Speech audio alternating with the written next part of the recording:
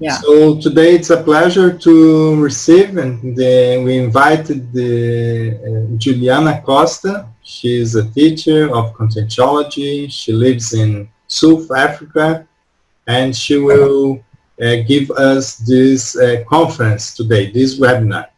So, well, I hope everybody will enjoy it. I really have some contact with the subject and seems to be very interesting for all of us. So thank you, Juliana, to join us. Okay, I like to welcome everybody and thank you everyone to participate in this lecture. And I hope everybody enjoy and participate and share your experiences. If you want to ask some question, make a comment, share some thoughts, ideas, you just please stop, open your microphone, or send a message in the chat. Okay? So the subject I'd like to present here today, it's a case study of a life project of a consecutive personality that I've been studying now for 5 years. And I like to show you how I discovered this consecutive personality, how did I start my research, what was the impact in my life, and what was the use of this information in my life, and help you, those who are interested to know about past lives, how to use this information in a mature way, as an evolutionary way, and helps in your evolution. So the contents of my presentation, I put some contents that I think is the basic, and it shows my experience in a practical way that can help you to understand the study of a past life, of a consecutive personality, and the mission, the life project in life. So in that context, I will present a short biography of this personality, that is Emily Hobhouse, and I'll present my biography, so then we can compare both biography, both intraphysical lives in a different period of time, and then I show the evidence for that, for this hypothesis, and then I'll compare the different life projects of both personality and what have changed from them for this life, and what is the impact during the intermissive course for me to do what I'm doing today in my life.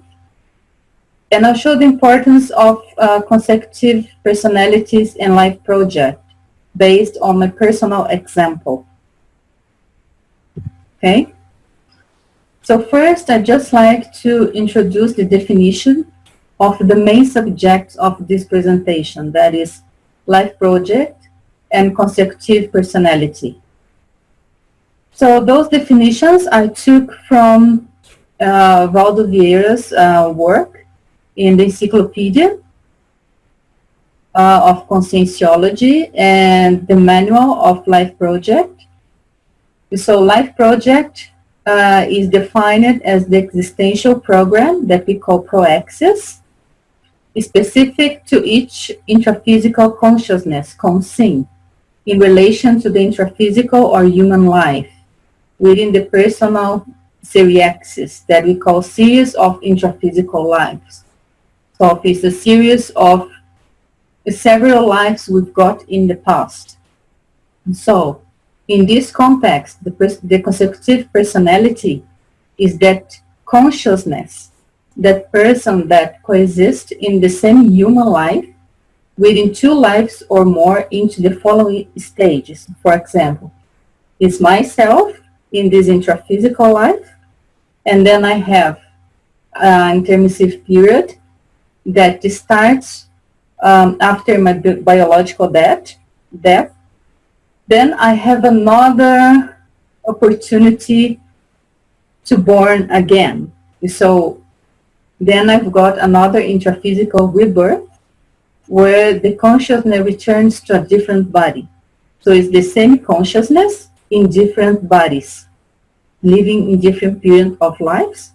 So in the intermissive course, it starts when you die.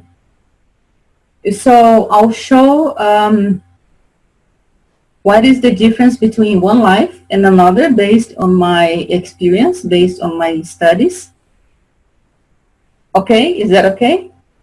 Mm-hmm. Okay. So first, what was the motivation for this study, for this presentation?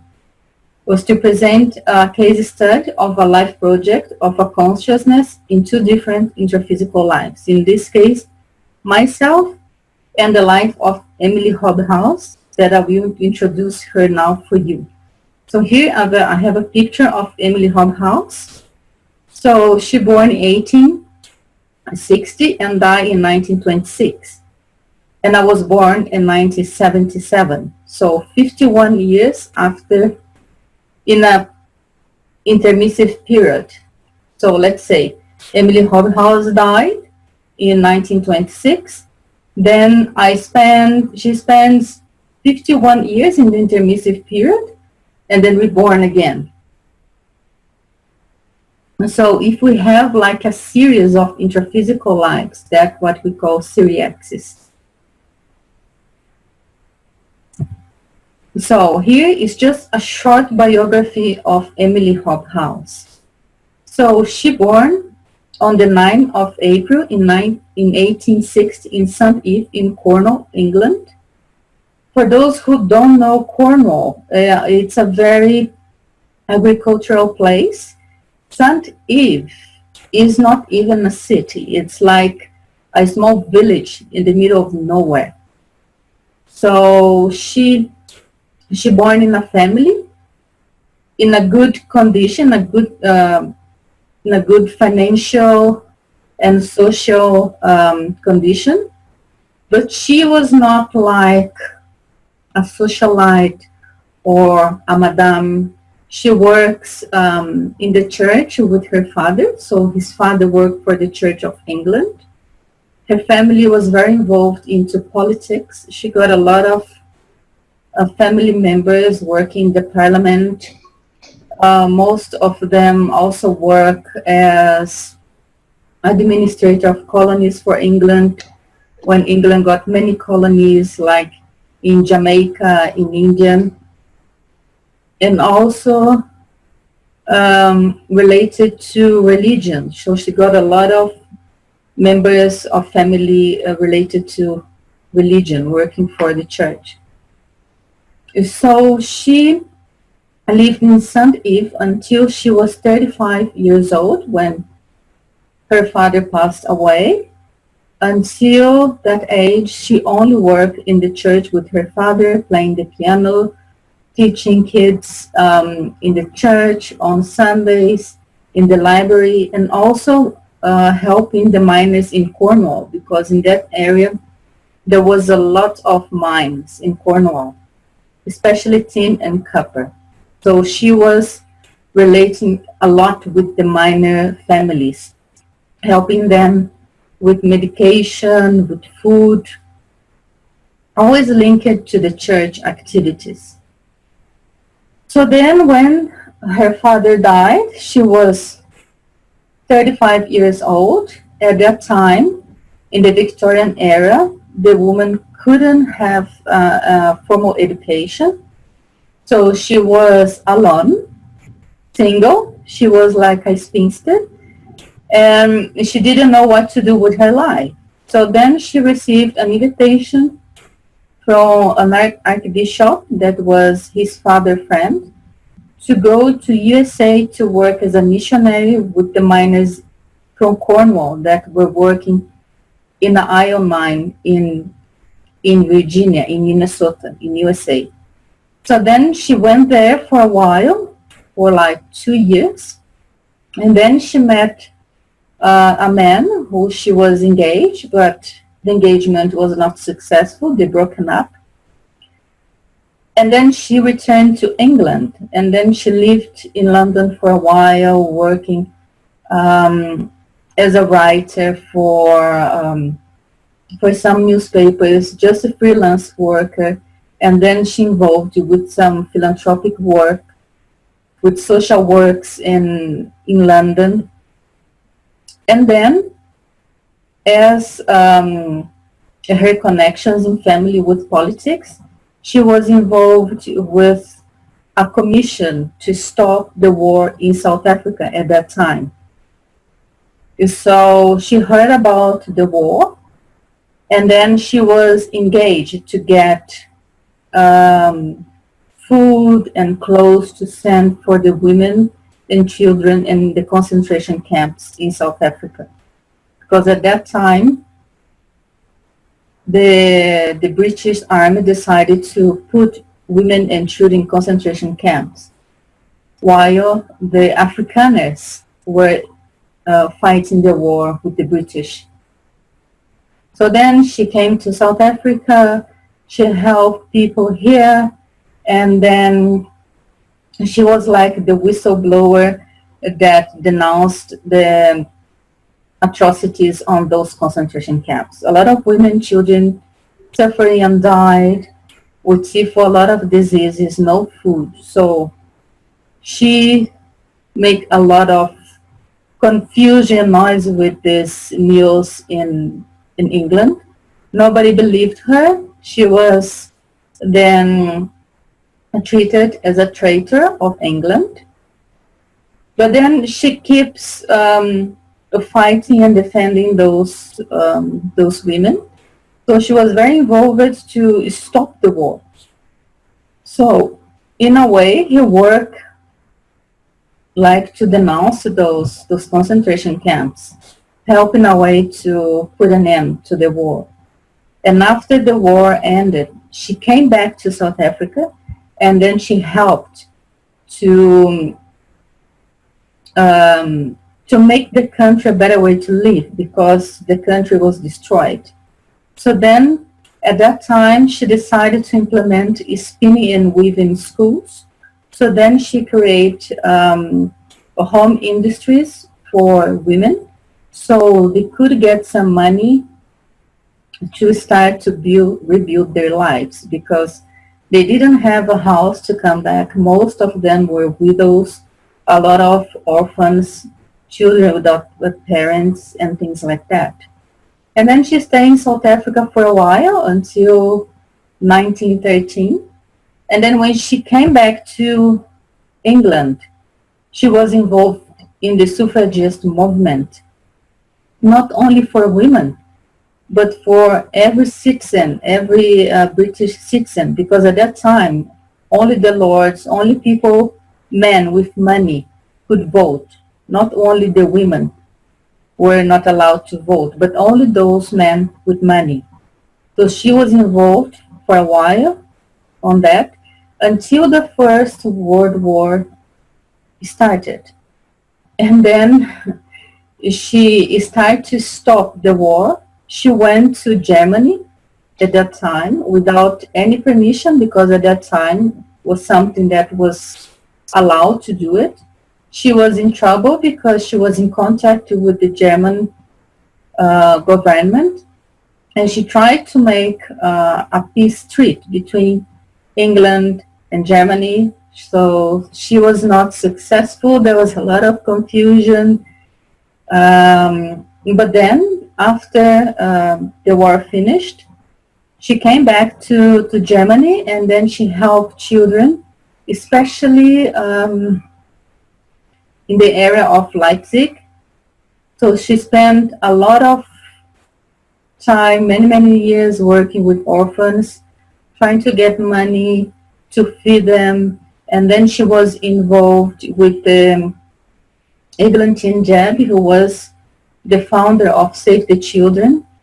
At that time, she did a lot of charity work. And then what she was doing until she died in 1926 in London, She was old, she was ill, she got a type of cancer they couldn't identify. She suffered most of her entire life with heart problems and other disease. So that was basically her work. So what she did her whole life was a philanthropic work. She called herself as a pacifist. She was also involved a lot with the South African politics. So basically what she did on her life was being involved with politics without being a politician, without being like involved in any political party. And but she considered herself as a person who was not like protecting the enemy, like the South Africans and the Germans for the British. Her cause was to protect those humanities for any people, doesn't matter race, gender, anything. But she was misunderstood a lot. Maybe because of she was a woman in the beginning of the 19th century, going to South Africa alone, going to Germany in the middle of war to trying a peace treaty. So she was like considered like a mad person to her family as well. She was not well seen by them. So basically that was the life of Emily Hobhouse, like a short biography. Is that okay? You have some questions? You can stop me if you have some questions, okay? Juliana, in the end, you just said the last idea. You told something about her family, how the perception of her family about her position. So, but there was people in the family that also support her, but not everybody. How was this process? There was, for example, she was very close to her aunt and uncle, John and Mary, Arthur and Mary, because Arthur was very involved. Arthur Hobhouse was very involved into politics. He was a very fluent man at that time. So they were like her second parents, let's say. So she lived with them most of the time when she came back to London. Besides, she got her apartment, but she spent most of the time with them. And also her brother, Leonard Hobhouse, who was very famous at that time. He was a very known socialist. And she also got a cousin who support her cause. But some members like call her crazy, but when there was a woman, she got was like her aunt or second aunt. She got her son lost during the First World War. She considered her like crazy, talk bad about her a lot, and then when she needs help to find her son, she went to Emily, and she didn't help her. So when she got her American fiancé, she was also very, her family didn't approve the engagement. They didn't know the man. They're very traditional. Hobhouse is a very traditional family. They are still involved today in politics in England. So I think she did a lot of bad decisions. She didn't think on the consequences that what she was doing, and the options that she chose for her life was not well accepted. So that's it. Okay. Mm-hmm. Okay. Can I continue? Yeah, please. Thank you. Mm-hmm. Okay. Now this is my short biography. So I was born in 24 July 1977 in a small city in the São Paulo countryside called Itapira. Itapira is an agricultural city. So my grandfathers and my grandmothers were farmers. My family background is of farmers. We still got some land in Brazil, in small portions. So I spent my whole childhood in Mojimirim, in the countryside. Mojimirim is like 16 kilometers away from Itapira.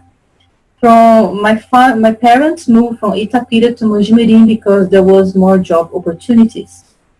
So when I was a child in Mojimirim, my father used to work with the Dutch people, which I consider a coincidence because the Afrikaners were of Dutch descendants. So something that I think there's a relation because this place today is a city known as Olambra. Yeah, I think it's a very, some people know Olambra. It's a place where they have like a flower fair every year. It's a big thing. And then when I was a child and when I was a teenager, my concern was about my professional life. What am I doing when I grow up? So I thought to be like a writer, a detective. But then when I watch the TV shows of Jacques Cousteau, I was like, I want to do that. I want to be an oceanographer like Jacques Cousteau. I want to travel like him. I want to do what he does. I love the ocean and blah, blah, blah. So then I decided to study oceanography. But then I saw that in Brazil there was only 2 universities far away from my family. I didn't want to be away from them. So then I decided to look for something else, something that could be related. Then in the future I could do something with oceanography. So then I chose to do geology because I was reading once a magazine. And there was a lot of adventurous professions like geologists, oceanographers, to be like paleontologists and things like that.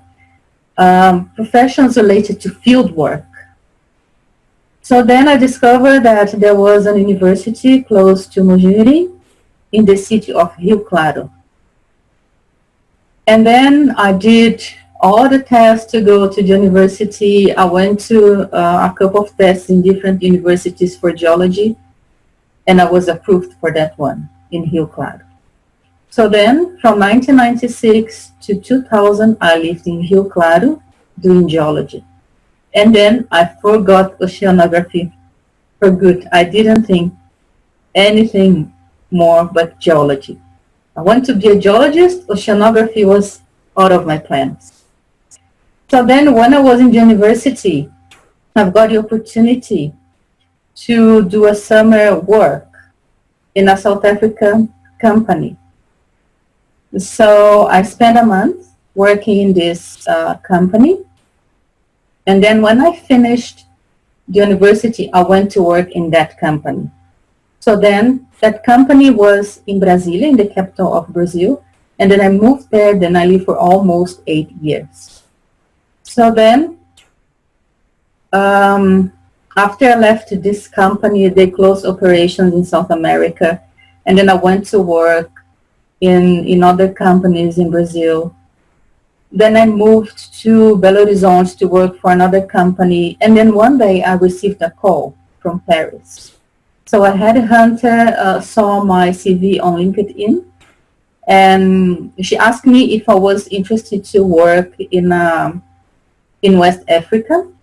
And so then she would call me the next day to do the interview in French, because I did know a little bit of French. But then I didn't succeed because I was not studying for a while. I couldn't answer the questions in French. I didn't understand. Anyway, it was not good. And then I decided to study French. After 3 months in the French course, another lady from Netherlands asked me for an interview to work in West Africa. and then I succeed. I've got a position to work in Mali, then I went to Mali to work in a gold mine. So a couple of months before I go to Mali, I had a contact with conscientiology. So then when I went to Mali, I took some books like Project Geology. I took the conscientiogram, a book about heterocognitions, and the manual of Penta, the personal energetic task. And then I started to do my self-study based on the consciential paradigm. So then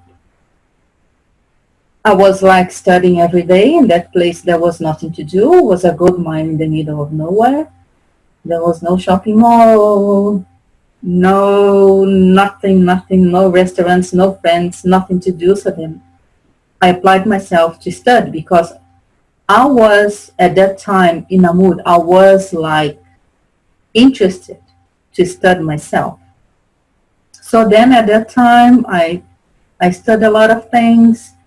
I did some conscientiological courses online. The internet connection was bad sometimes. Most of the times I watched the courses, like the records. I couldn't participate online like we're doing now.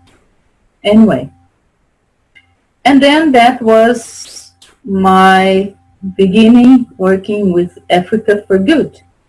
Because when I was working for that South African company in Brazil, I used to come every year to South Africa to attending meetings and doing visits and all those kind of things just for business.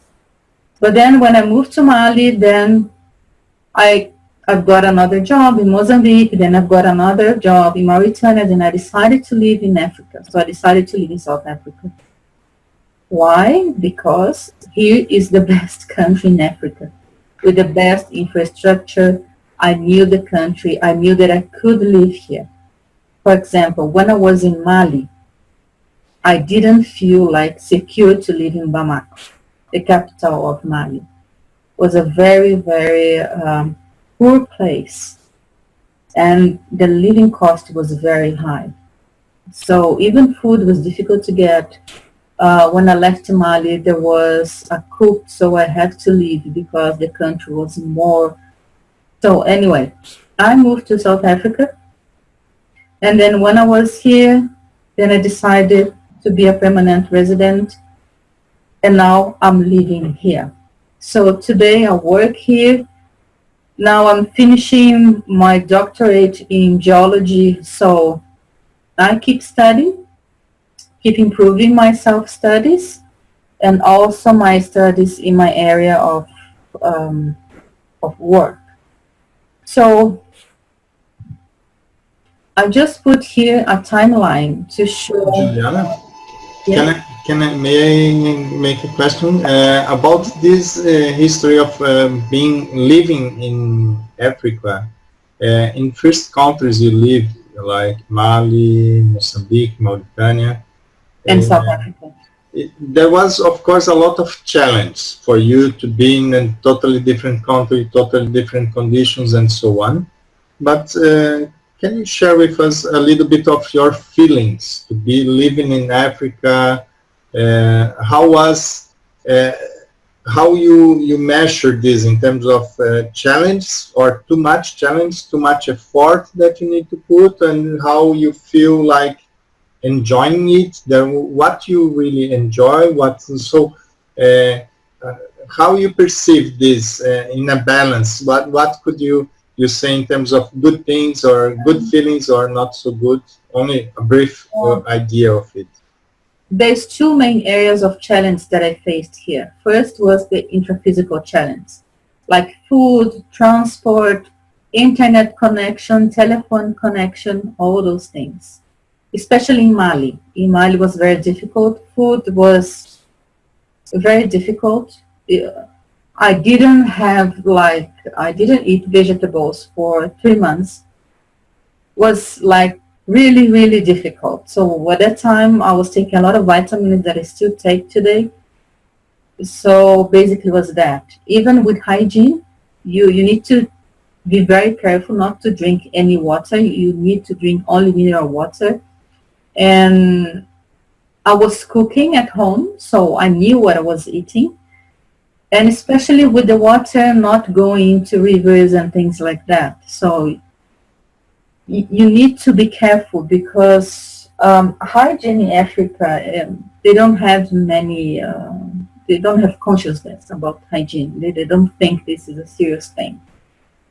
So this is something you have to protect yourself in a way not to be sick and to be healthy.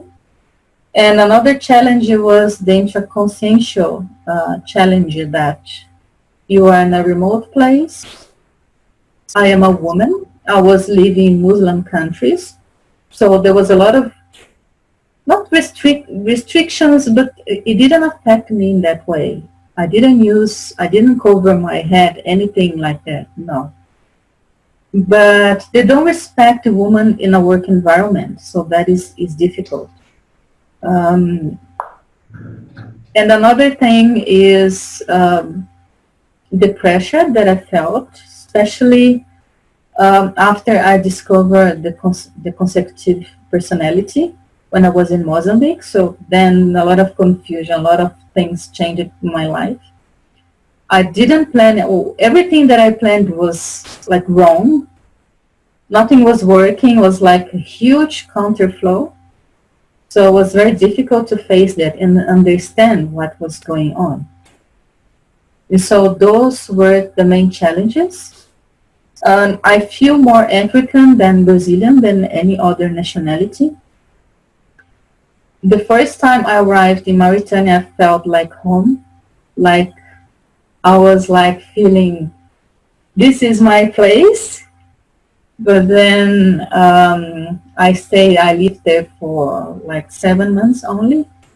There was a lot of confusion going on. So on the work environment and with people around me, at that time, I was like presenting verbetes on the tertuliano and things like that. So it was a lot of pressure.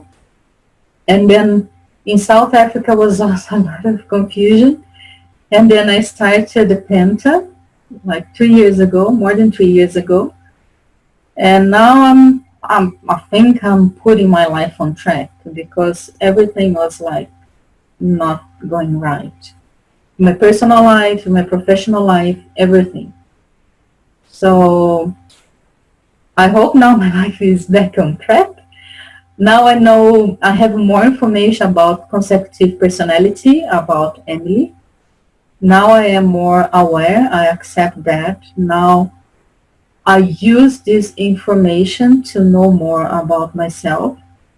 And the challenge now is that I'll talk about one aspect of my research is about cosmetic infiltration. That was something that I suspect I was in this condition when I was in Mali, but I have no idea what was that. What was the objective of this cosmetic infiltration. So, so basically there was a lot of challenges here, but I really enjoyed to live here. And I really enjoyed every country I lived, especially Mali and Mauritania. If today I received an invitation to go to Mauritania, I would go. Nice. Yeah, yeah. Okay. I have another question, Juliana. Now in South Africa, do you have a group of people that work with you, or you feel alone in South Africa? I never felt alone. I was never waiting anybody to come here and help me. I was doing some volunteer work, like donating books at the beginning, many years ago, finding places to have conscienciological classes and things like that. But then I gave up. I decided for a while not to do anything. Then I did other stuff related to conscienciology, like start Penta, like doing the course to be a conscienciological teacher and things like that. And at the same time, when I started the PhD, there was like a lot of study on my area that I had a lot to read, a lot to study. So I was in a time that my life was a study. When I was not doing my self-studies, I was doing geological research for my PhD. And now that I finished my thesis, now I'm working on the reviews, I feel like this pressure, it's like less than used to be in the beginning. Yeah. But then in South Africa, there was like, I made like a conference like this online for a group of people in South Africa, like 3 people from South Africa. But then I didn't do anything else because I was focused to finish my PhD, dedicating to Penta, a lot of things happening. And then I started to write a book and things like that. So my life was study. It has been study in Africa. Yeah.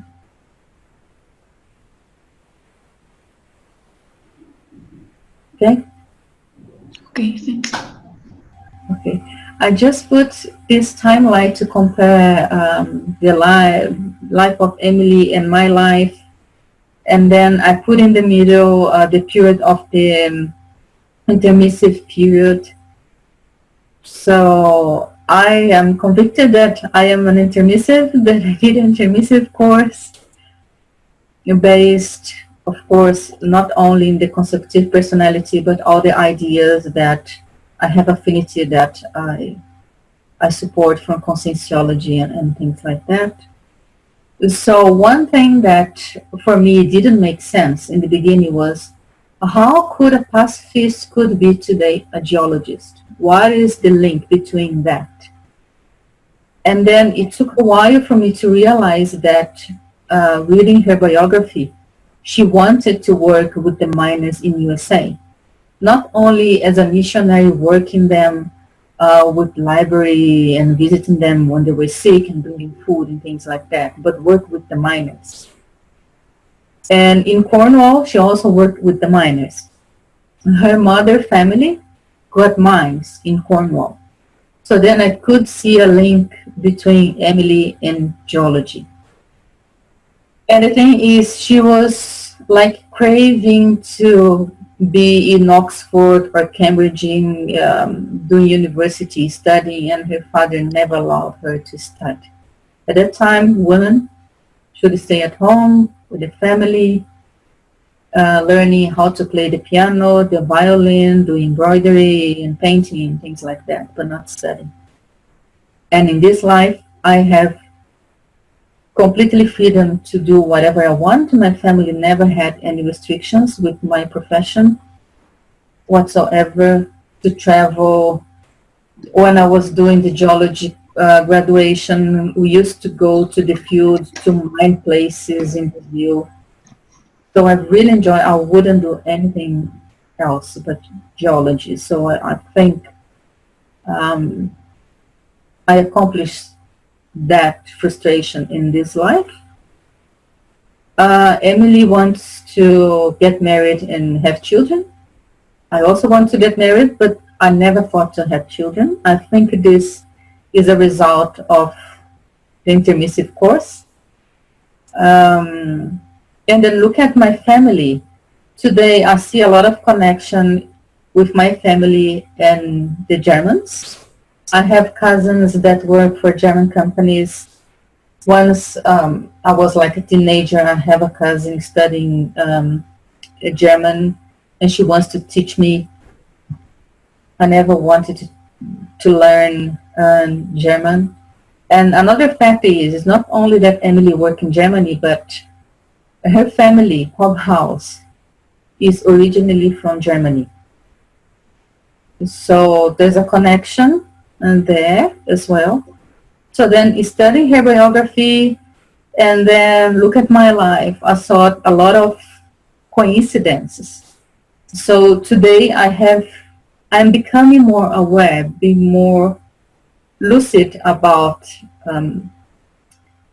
what happened with my group karma, with my life today, and also with the cosmetic infiltration. So here I'm talking about evidence of the consecutive personality. So first were the self-studies. It began with the cosmetic infiltration. That cosmetic infiltration, I just want to talk shortly. It's a condition that you do the clarification task, but anonymous. You are like a spy, but a good spy, doing something that nobody helping, like a group of people, they don't realize you are helping, but you are the only one who knows what you are doing. Sorry. And so then I was studying that because I thought very strange.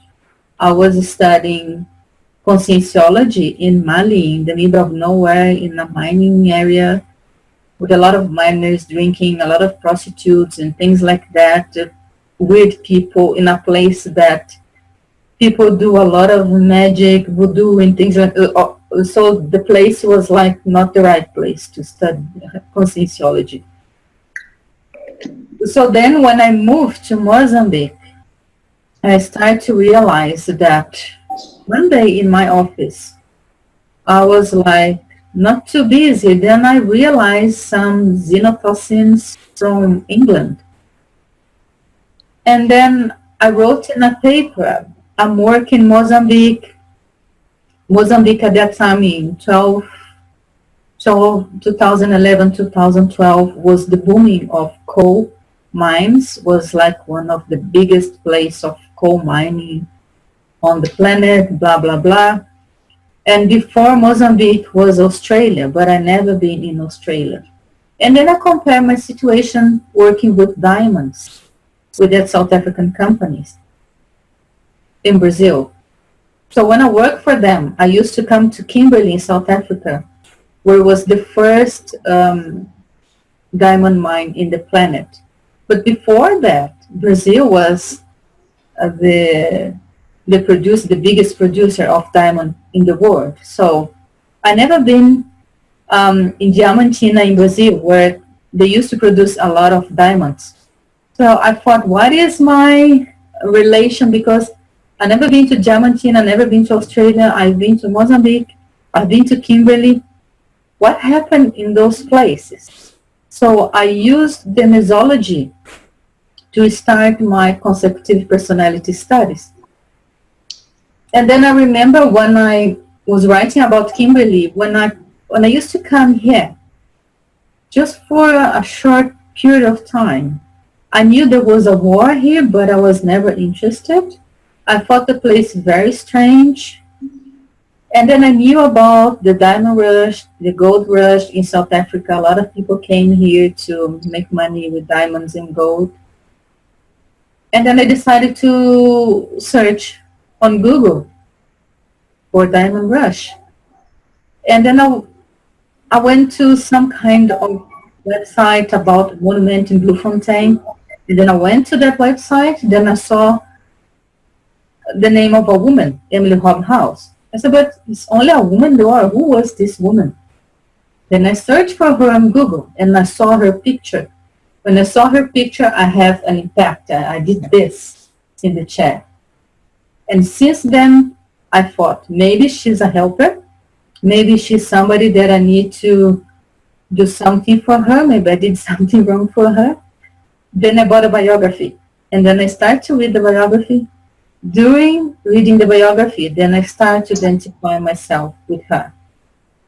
So was then I started to suspect it could be the same person, the same consciousness. And then with the biography reading, I remember a retrocognition that I had when I was a child, that I remember at church, that today I know is the church where with her father. And when I saw the church, there was only a message in my head: you only work with church. So then I think that my main concern to study, to have a profession and occupation, was because at that time I only knew to work with church, playing the piano, teaching kids in the church and things like that. So then I had other recognitions, then I suspect of that. And then at that time, I think somebody got the microphone. Okay. And then at that time, I was writing a verbate calling Africa. And then I went to Iguaçu Falls to present that verbate. And when I used to go there, I used to talk with Professor Waldo Vieira.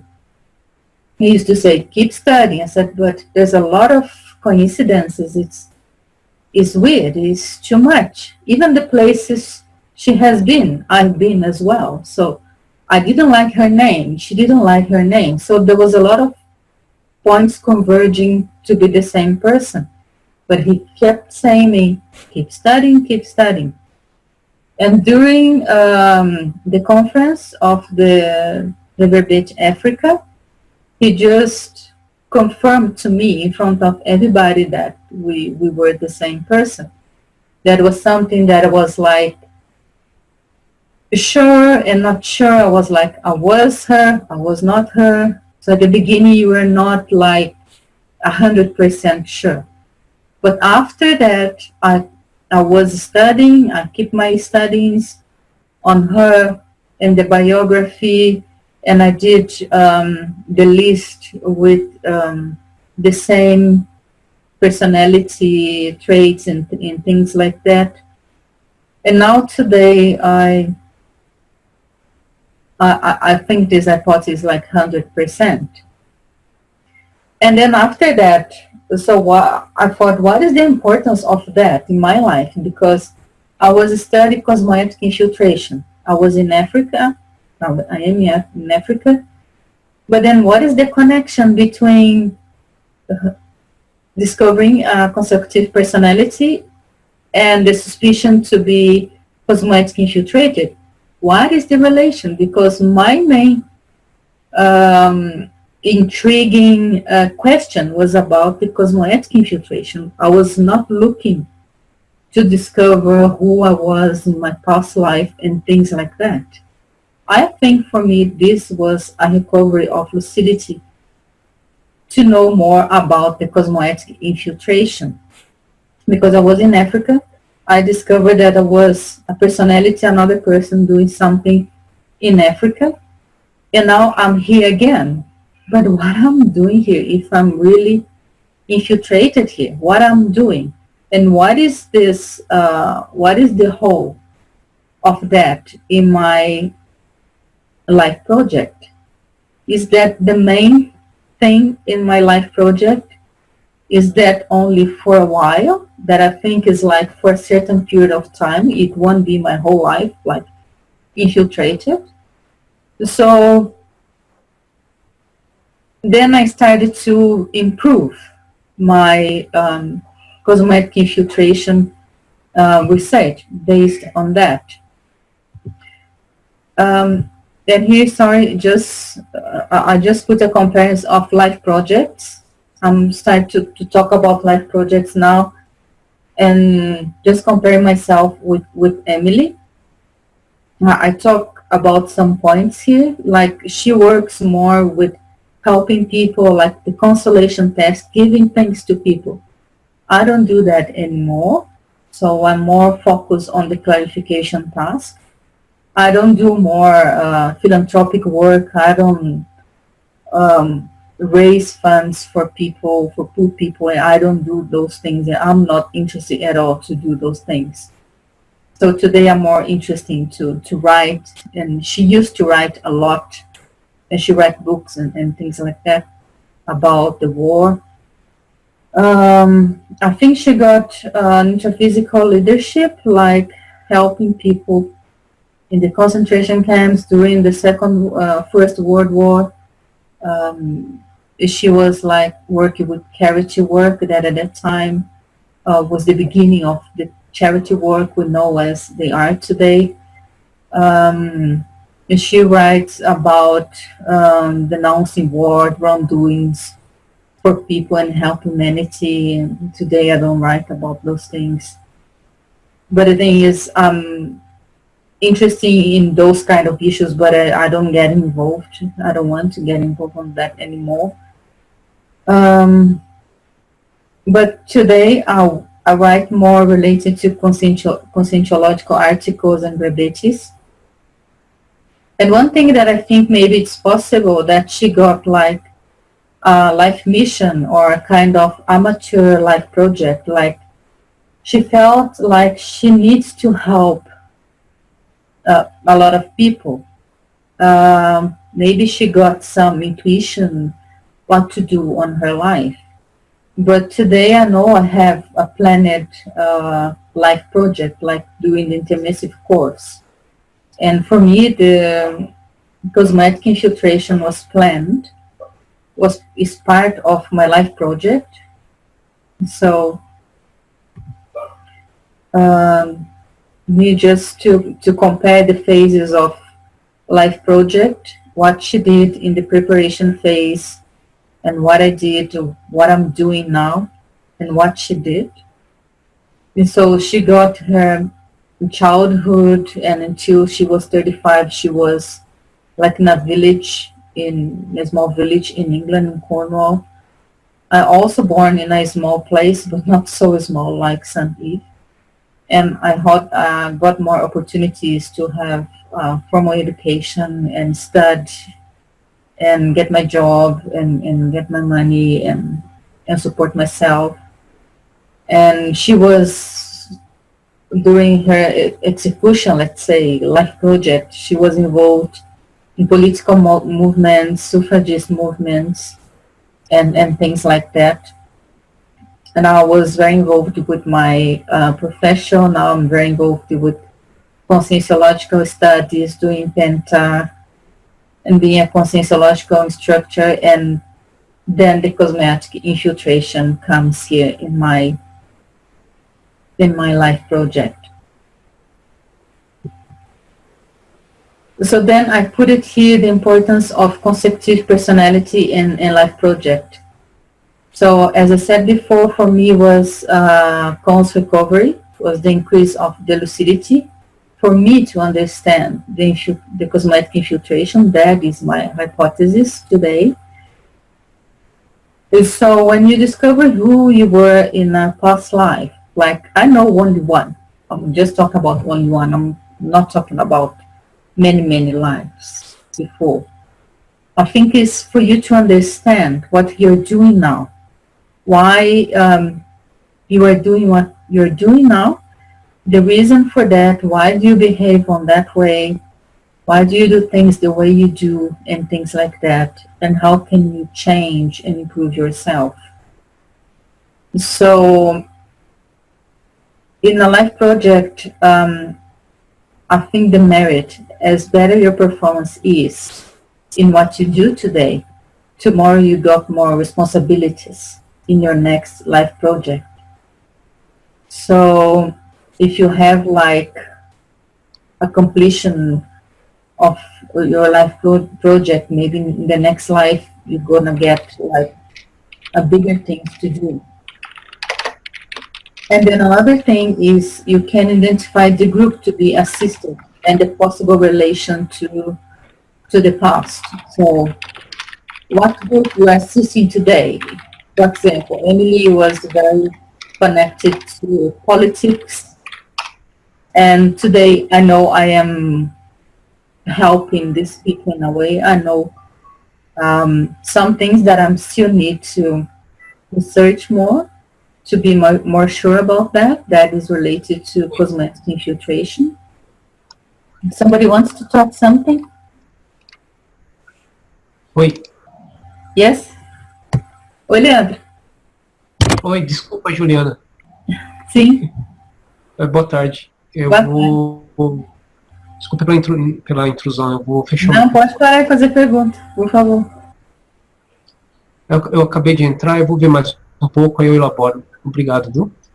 Tá bem, prazer. Fique à vontade. So that, I think, is the importance, I think, of the consecutive personality in the life project. It's not only one information that you identify you were somebody very important and that's it.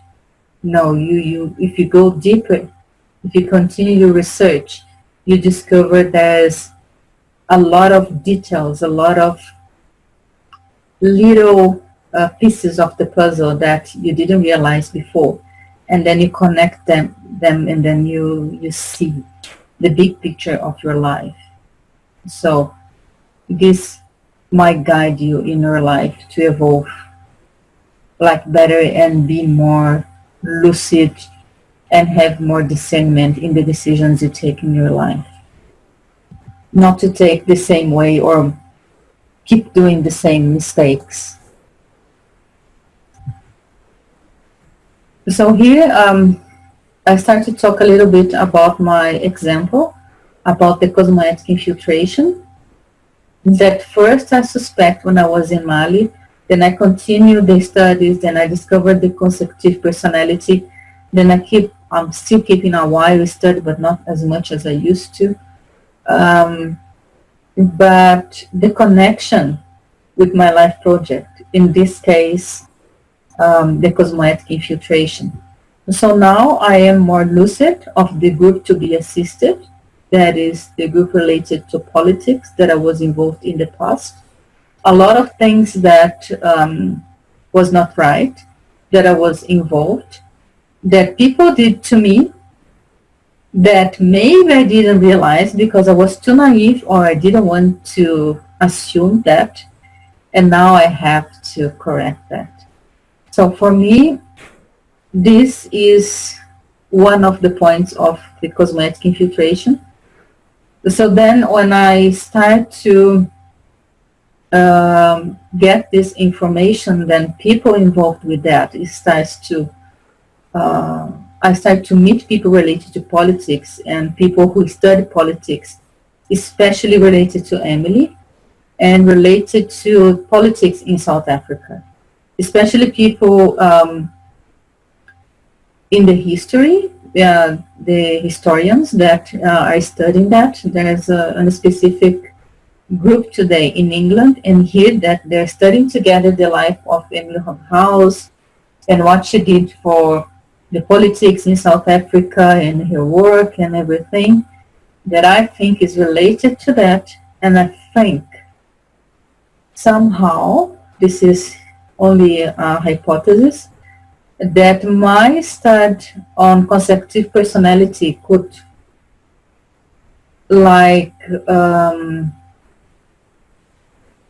bring attention to her life.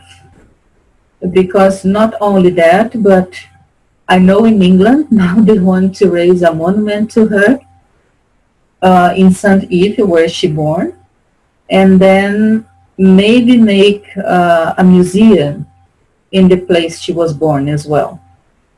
Because when she was defending people in South Africa, her friends in St. Eve and in that area were all against her. They were not her friends anymore, so they stopped to talk to her. And today the people in that area wants to raise a monument and create a museum to remember her work. So I think it's a kind of, I don't know, rescue or paying the bill, I don't know. But maybe it's possible to be related with that research that I'm doing. Yes, Virginia? Juliana, I have a question. Do you recognize someone from the past in the area of politics? People that you know right now in the present in South Africa or in England? Are you able to recognize from the past life? Yes. Do you understand me? Yes. Recently, I've been in contact with a professor here. There was like a workshop about humanitarian work, and they talk about Emily Hobhouse. And then I've been in contact with this new information because then I didn't know about the group. I was not aware. So this is something recent. But I lived almost 8 years in Brasilia, and I worked with people that was related to politicians. And now in my work, I have like colleagues that they don't have anything with politics, but they have like, oh, I always have a boyfriend that works for the government. You know, things like that. So you see like, you start to see like subtle is. It's not that so evident. Yeah. You have to, you need time, you need to observe, you need to reflect, you need to make notes, and then see what's going on. And then you start to have like paraperceptions during the penta, doing work with energies and things like that. About all those things. They don't come at once. Cosmetic infiltration, I started to work when I was in Mali in 2010. And now I start to have like an idea what is the objective of this cosmetic infiltration and the group to be assisted. So 8 years studying that. Yeah.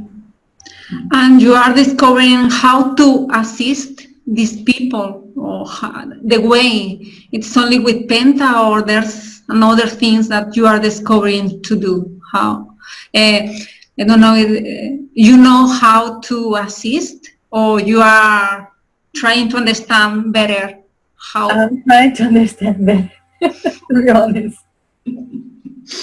Because then come one information. Because one day I said, oh my God, what is this cosmetic infiltration? Am I crazy? Am I doing the right thing?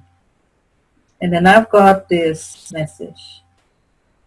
You are clarifying everything you did in your last life. That was one information, I think was 2 years ago. And then I never realized the group. I never thought about the group. I thought maybe it was the people in the concentration camps, but I thought, oh, but if I helped so many people, why did I come infiltrated? Why did I miss? What did I do wrong? You know, because we're not perfect. We make mistakes. And then I started to feel this group from politics. And I did like some extra physical help for people that was still related to the war, very concerned with the war, but politicians. Was not generals, was not people in the concentration camps, was not archbishops, nobody but politicians. Yeah. I'd like to make a question. Yes. Well, first of all, thank you very much for sharing this, all this experience with us. I think it's very good, very important for us. I have two questions, actually. The first one is, you sound very convinced to yourself that you really identified somebody you have been in the past. So my question is, did you have any clue or any indication to confirm this hypothesis in terms of facts or parafacts or synchronicities or whatever? In your penta, for instance, did you have something that did bring you really more elements to feel so sure about this personality? And the second question is, if you thought about identifying some weak traits, because I understand you identified a lot of strong traits. from this biography, from this personality, yeah?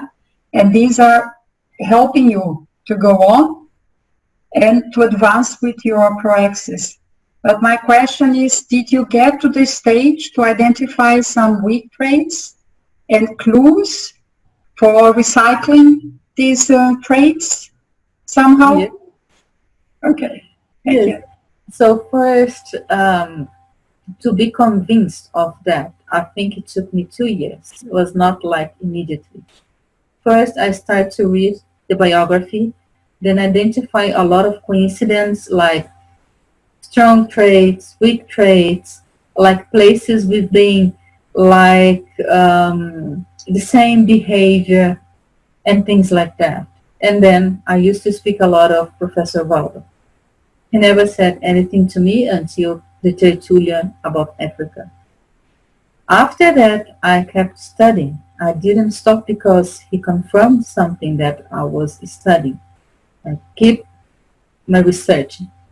So I did a list. There was like almost 300 traits, weak traits and strong traits.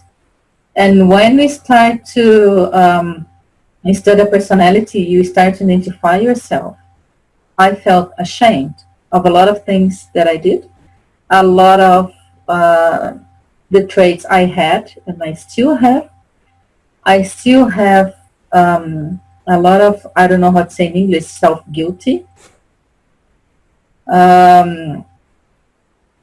This is the main thing that I had to work, that I've been working on, especially related, this trait related to religion.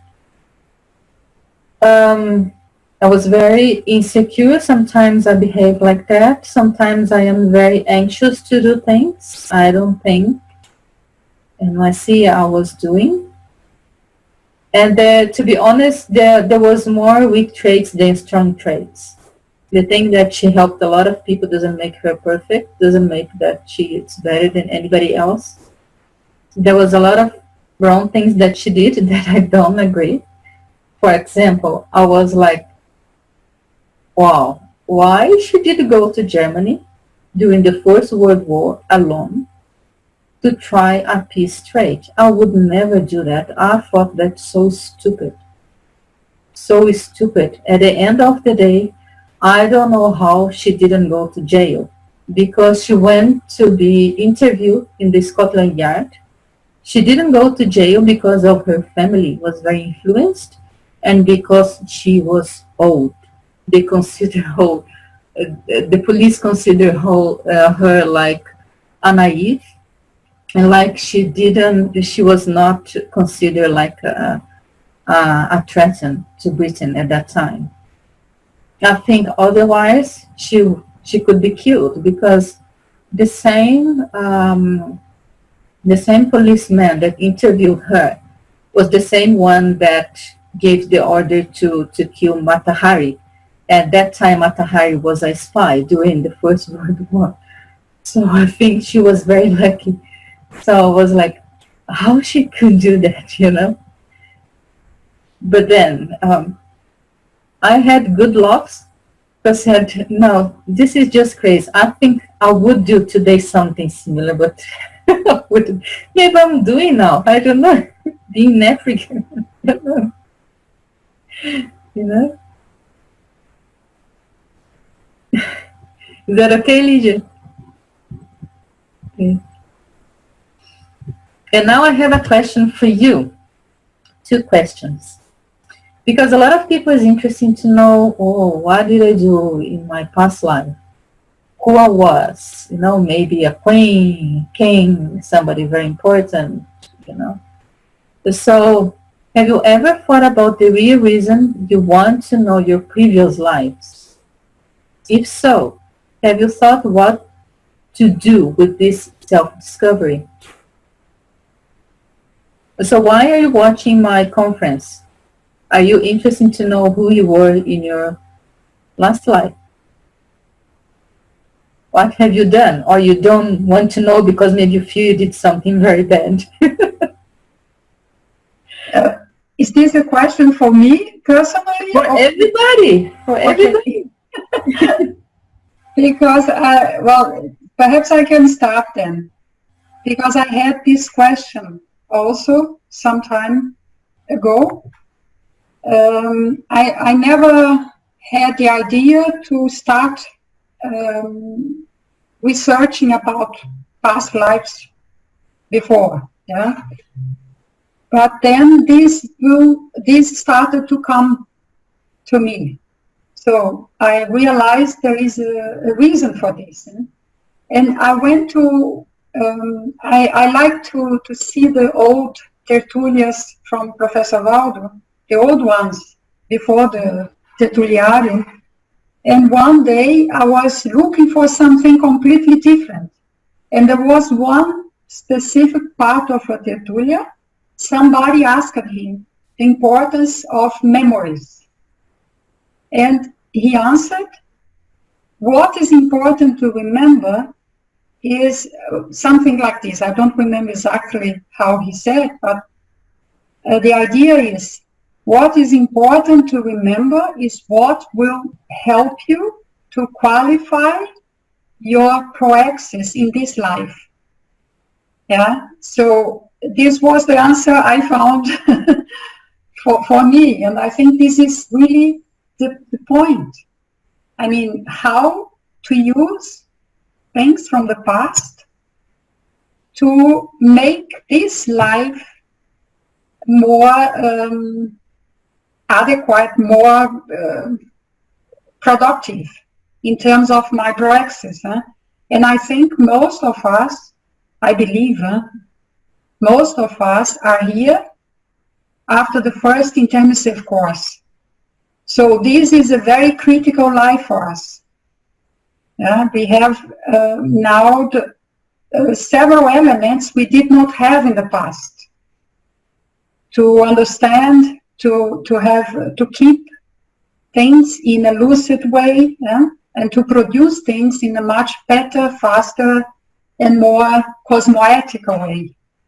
So for me, this is the point. I'm not ashamed about things from the past, although I did not get so much, not yet, I'm at the very beginning, but I think what is important is to get clues and tips and inputs to develop our proexis in this life.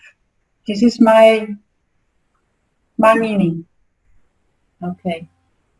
So in a way, my presentation is similar to Professor Waldo's answer to you. Yeah, and this is the reason I was curious to know about it. And you see, this is, again, I understand, a synchronicity. That's why I asked you about synchronicities, because I have a lot in my life. Yesterday, I started the course for consecutive personality from Consecutivos. Very good. And today I got this message about your talk. So I said I should not miss this chance, because this is something to help me. Yeah. So normally I have a lot of these synchronicities, and I think it's very important to be aware, to pay attention to very small details, and to go along with this flow of the moment. Because once we are in a course or in a group or sharing with people, normally we get a lot of inputs from different sources and different ways. They help us, want really to help us. So if we are open, we get the tips and we get the clues and we go along. Thank you very much for this. Thanks for your feedback. Anybody else wants to talk something? Share some experience? No, Virginia? For me, something related when we start to think more about previous lives and something in this subject. It's really, for me, it seems that's more really awareness, more cosmovision of ourselves, so to understand better our traits, our things that we like, tendencies that we choose, sometimes for one option or to other. And I think in this case, my personal interest in this subject is really to understand, to try to have these connections from one previous life to this actual life, to this actual proaxis, and try to see also how, why we organize some tasks to be done in this actual proaxis that has relationship to some or weak traits or strong traits, or also group karmic connections that we have that you also, for example, show us in this case. So I think these are some elements. That's not something that will really change totally the actual proaxis, but at least can give more support in terms of lucidity, maybe for us to be more focused and also more pay more attention in some other variables that maybe we can have tendency to do things right or wrong, or go in the right or direction or not. So I think this is something that maybe can help us to fix more in the actual proaxis, to really achieve the goals, and not exactly to achieve, but to really go with a good focus in the actual proaxis, with this more awareness about ourselves. Because many things I think that we develop have relationship, of course, to our paragenetics, but sometimes it's also good to know, to understand better how is the relationship also with that maybe we think is only related to the mesology of this life, related to our family, related to our friends, and sometimes with better overview of some previous life, maybe we will understand that's much more ourselves than only the relationships we have in this life. So this can be or cannot be. It's like an hypothesis to be investigated. So I think this can give elements to better study. And in terms of the discovery, thoughts that I have to, when have more discovery, is really, one thing is to try to not expand too much the emotions, is really to be more, a little bit more lucid with all the things. Maybe sometimes also not too fast as the emotion should be in terms of impulse to try to study everything in that time, but we need to be aware that, of course, we have the actual life to be running. We need to be aware of these importance, are important aspects, but I think things need to be gradually being increasing. I don't think it's something that we, depends, of course, depends on the discovery, depends on the facts. Sometimes the facts will give the answer, give the right way to do the research, but I think really at least to do a lot of reflections before really just running in this type of research all the time, just run, and without the reflection as the background. So I think the reflections sometimes are more important than the findings when they're too fast. Only this idea I have.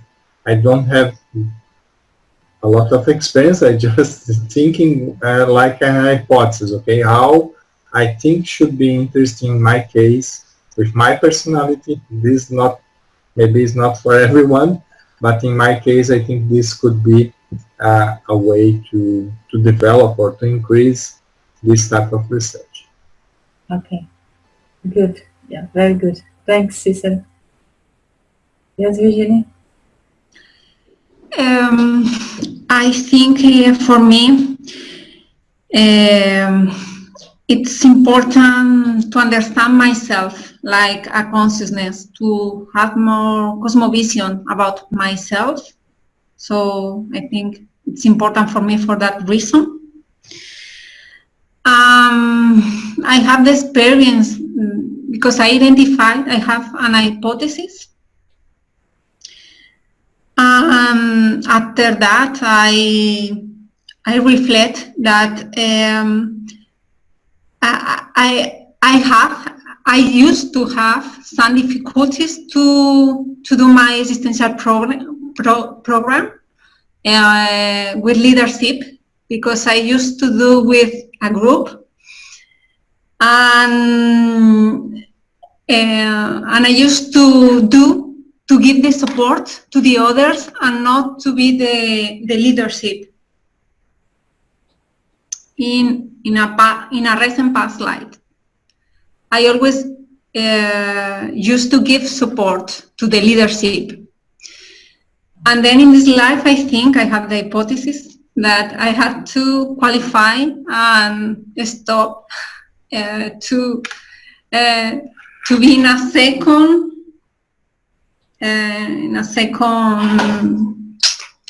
protagonist or leadership, and go and to assume or to be more a leadership, because sorry? To be the first, to be not the assistant, but the boss. Something like that, because I have this resistance. I didn't want to leader. In this life, I always try not to do that. I prefer to give the support. So I think I have this. I thought about that because I have these difficulties. I prefer to help to the others and not to be the leader. So I think that could be the point for me. Good. Thanks, Virginie. And Christoph, you want to talk? Yes. I had a near-death experience, and during this experience I remembered past lives, and I also foresaw future lives. And unfortunately now I don't know the details anymore, but I knew that it was like that. And I have a very strong and indestructible feeling or intuition, I don't know how to say it, that the lives that are to come, and those are some of the past lives, that there is kind of a bigger program, you could say, or a way maybe, that they are not random, but that they are all building up on each other in certain aspects. And I can see what I have to do in this life, what challenges are there, what questions I have to solve, etc. But I think the more I can know from the past, including past lives, and reflect on it and see the bigger picture, the easier it is to identify what are the next steps to be taken and the challenges to be taken on. Good. Very good. Thanks, Christoph. Somebody else? No? So, if nobody have more questions or comments, I'd like to finish this conference and say thank you to everybody for being participate and sharing your experiences and help me with my research. Those conferences help a lot in the research, and I think somehow it also works other consciousness that is related to us, to our group, with what we do here. And I hope to see you in the next conference. Okay? Okay, thank you. It was very nice, very helpful, your conference. I think we really have a lot of inputs, a lot of things also to think, and it was really very good. So thank you very much. Thanks for the opportunity for Apex International. Thanks a lot. Good. Thank you. Thanks, Virginia, for the support. Thanks, Cicero. Thank you.